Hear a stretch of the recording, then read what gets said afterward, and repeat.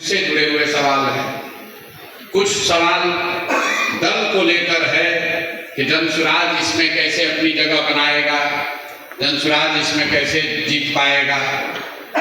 और तीसरा, कुछ लोगों ने सवाल ये पूछा कि हम इसमें क्या कर सकते हैं। तो भाई आप शुरू कर लीजिए बिहार से। आपने किसी ने बताया कि सबसे बड़ी समस्या यहाँ पर शिक्षा है, कोई बता रहा है कि रोजगार है, कोई बता रहा है कि भ्रष्टाचार सबसे बड़ी समस्या है। सबसे बड़ी समस्या ये है कि आप और हम सारी समस्याओं को जानते हुए भी उस समस्या पर वोट नहीं करते हैं। और ये हमारा कोई सब्जेक्टिव ओपिनियन नहीं है। आप दरभंगा में बैठे हैं, दरभंगा से ही शुरू कीजिए। लोग कहते हैं कि यहाँ कुछ नहीं बदला, तो भाई कुछ नहीं बदला, यहाँ का एमएलए भी नहीं बदला। दोनों चीज को एक लाइन में लिख लीजिए। आप कह रहे हैं कि दरभंगा में कुछ नहीं बदला, और दरभंगा में पिछला 20 वर्ष से एमएलए भी नहीं बदला। दोनों चीज कैसे हो रहा है? अगर कुछ नहीं बदला तो आपको एमएलए तो बदलना चाहिए था। आप तुरंत कहते हैं भैया विकल्प नहीं है। मेरे भाई विकल्प नहीं है। हमको जहां तक याद है अभी ईवीएम पर नोटा उपलब्ध है। अगर आपको थोड़ी बहुत भी समझदारी है तो नोटा में अगर किसी भी खड़े प्रत्याशी से ज्यादा वोट नोटा में पड़ जाए तो फिर से चुनाव होता है। आप लोग तो पढ़े लिखे हैं, बड़े समझदार हैं।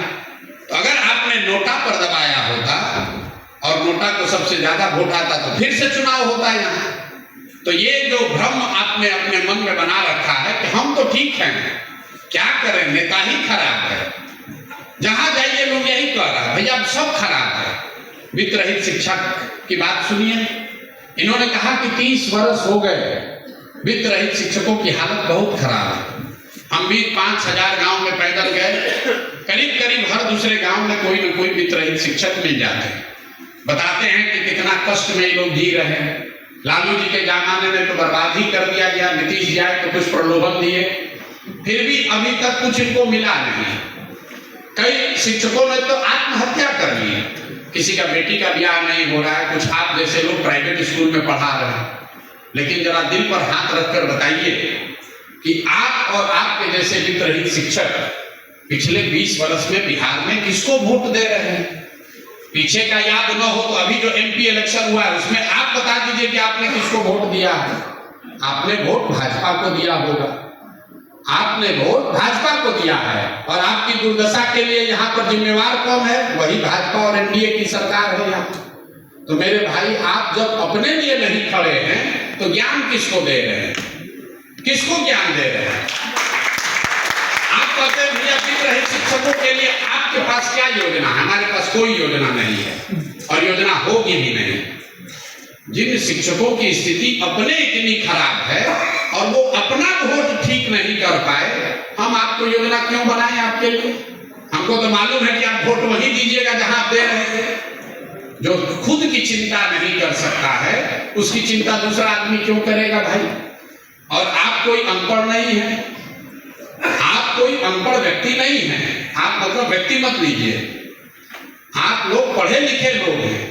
एक बार नहीं 30 वर्ष से नीतीश और भाजपा की सरकार है और बार बार उन्होंने आपको ठगा है, ऐसा आपको लगता है, फिर भी जाकर आप उसी को वोट देते हैं।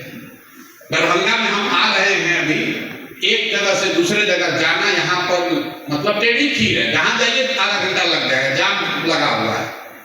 यही के मंत्री हैं, यही के विधायक हैं, यही के सांसद हैं और सब ने आपने उन्हीं को वोट दिया है। दोनों बात नहीं हो सकती। चुनाव में जब तक आप वोट सही नहीं दीजिएगा तब तक किसी भी समस्या का समाधान नहीं हो सकता, चाहे जनसुराज आ जाए या कोई दूसरा दल आ जाए। कई लोगों का यह प्रश्न है कि भाई हम जनसुराज पर क्यों भरोसा करें? आप क्यों नहीं? आप भी तो गलत हो सकते हैं, बिल्कुल गलत हो सकते हैं। जैसे दूसरे लोग गलत कर सकते हैं, हम भी गलत कर सकते हैं। भाई साहब ने पूछा सही लोगों का क्या डेफिनेशन है? कोई डेफिनेशन नहीं है। लोग सही बने रहे इसकी जिम्मेवारी आप पर है। और लोकतंत्र में बड़ा सीधा सा उपाय इसका बताया गया कि हर 5 वर्ष में आप आपके पास ये अवसर आता है, आप चाहे तो उसको डंडा से सीधा कर सकते हैं, वोट के चोट से ठीक कर सकते हैं। लेकिन जब बिहार में क्या है, 5 वर्ष बैठ के चर्चा है, बकैती है, जहां बैठिए वहां चर्चा हो रही है।